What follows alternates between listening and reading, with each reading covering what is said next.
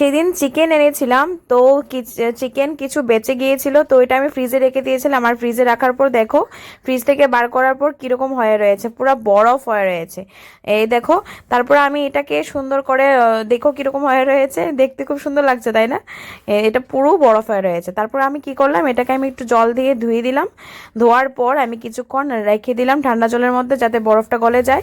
তারপর এটাকে আমি একটু বয়েল করে নিলাম। বয়েল করলে কি হয়, মানে সেদ্ধটা একটু ভালো হলে পকোড়াটা খেতে ভালো হয়। তো আমি চিকেন পকোড়াই করেছিলাম। তো এটার মধ্যে যা যা ইনগ্রিডিয়েন্টস লাগে সব মশলা আমি দিয়ে দিয়েছি ঘরের মধ্যে যা যা ছিল। শুকনো লঙ্কা গুঁড়ো, তারপর গোলমরিচ গুঁড়ো, তারপরে ধনে গুঁড়ো, জিরে গুঁড়ো, হলুদ গুঁড়ো।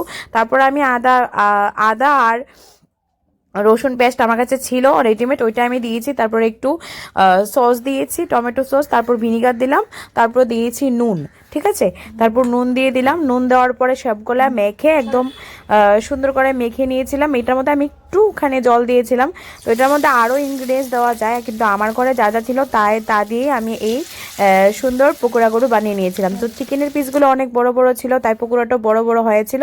তো এটা সবটাই হয়েছে তোমার দুটুকরো চিকেন ছিল, তাই আমি দুটুকরোই করেছি। তো এখানে এটা তোমরা এমনিতে বোনলেস চিকেন দিয়েও করতে পারো। তো আমার কাছে হাড় সমেতই ছিল, তো আমি হাড় সমেত দিয়েই করে নিলাম।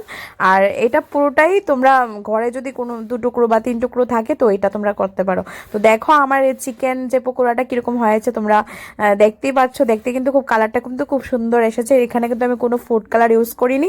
মধ্যে রেগুলার যে গুঁড়ো মশলা আমরা ইউজ করি, এইগুলা দিয়েই তোমরা বাড়ির মধ্যে রেস্টুরেন্টের মতো সুন্দর করে খাবার বানিয়ে নিতে পারো, মানে ললিপপটা বানিয়ে নিতে পারো। অসংখ্য ধন্যবাদ আমার ভিডিওটা দেখার জন্য। যদি ভালো লাগে অবশ্যই রেসিপিটা বানিয়ে খাবে বাড়িতে।